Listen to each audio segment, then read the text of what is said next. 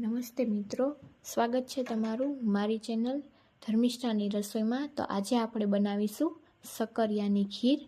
તો તમે ચેનલને સબસ્ક્રાઈબ ન કરી હોય તો કરી લેજો, જેથી નવી નવી રેસીપી મળતી રહે। મેં શક્કરિયાને 2 પાણીથી ધોઈ દીધેલા છે અને પછી શક્કરિયાને આપણે સ્ટીમરમાં બાફવા માટે મૂકીશું। આપણે આ રીતે બધા શક્કરિયા ગોઠવી દઈશું અને ઢાંકણ ઢાંકીને આપણે તેને બાફવા મૂકી દઈશું। ત્યાર સુધી આપણે દૂધ લઈ લઈશું અને આ દૂધ મેં એક ઉફાળો આવે ત્યાં સુધી ગરમ કરીને લીધેલું છે। દૂધ આપણે ફૂલ ફેટવાળું લેવાનું છે।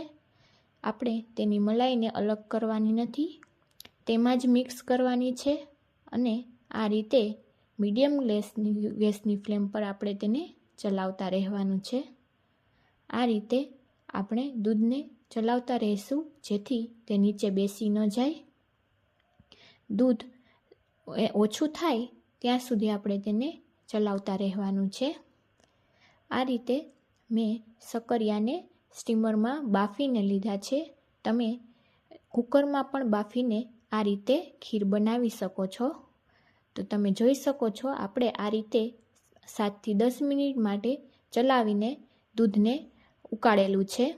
તો આ રીતે દૂધ ઓછું થઈ જાય ત્યાં સુધી આપણે તેને ઉકાળવાનું છે।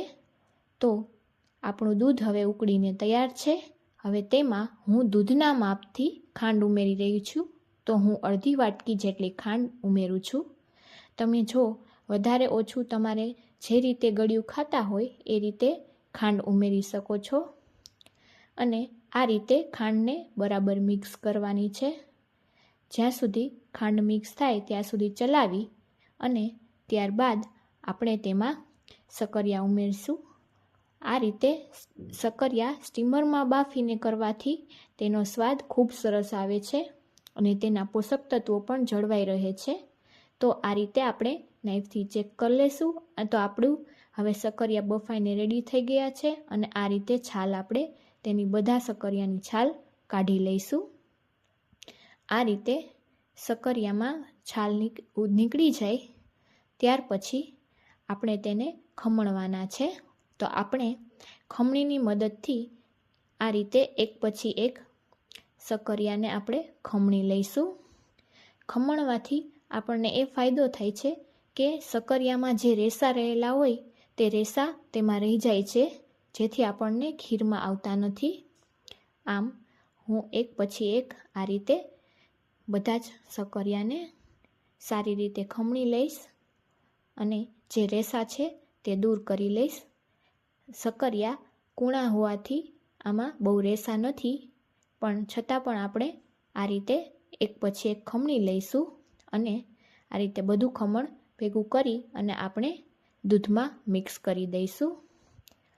આ રીતે મિક્સ કરી અને આપણે ફરીથી તેને 5 થી 7 મિનિટ માટે તેને ચલાવવાનું છે। તો આ રીતે ચમચાની મદદથી આપણે તેને ચલાવી અને સારી રીતે મિક્સ કરી લઈશું।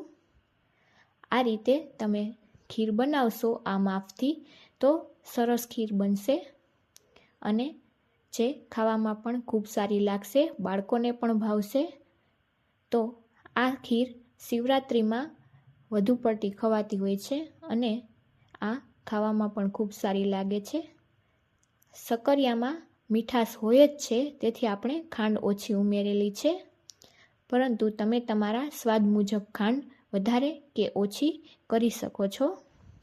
તો આ રીતે આપણે દૂધને ચલાવી લીધું છે અને ત્યારબાદ મેં કેસરવાળું દૂધ રાખેલું હતું તે હું એમાં ઉમેરી દઈશ અને આપણે તેને ચલાવી લઈશું। ત્યારબાદ કાજુ બદામના ટુકડા કરીને રાખેલા હતા તે પણ હું એમાં ઉમેરી દઈશ અને આ રીતે બધું મિક્સ કરી અને સારી રીતે ચલાવી લઈશ। તો આપણી ખીર હવે એકદમ તૈયાર થઈ ગઈ છે। તો આપણે તેને હવે ફ્રીજમાં મૂકી દઈશું। આ ખીરને એકદમ ફ્રીજમાં મૂકવાથી તે એકદમ પછી ઘાટી થઈ જાય છે। તો તમે જોઈ શકો છો આપણી ખીર બની ગઈ છે અને આ રીતે મેં ખીર કાઢી લીધી છે અને તેને ફ્રીજમાં કલાક માટે રાખીને પછી મેં બહાર કાઢેલી છે. તો તમે જોઈ શકો છો આપણી સ્વાદિષ્ટ ખીર બનીને તૈયાર છે. તો તમે પણ જરૂરથી ટ્રાય કરજો. આપણે આ રીતે ખીર બનાવશી તો એકદમ સરસ બનશે.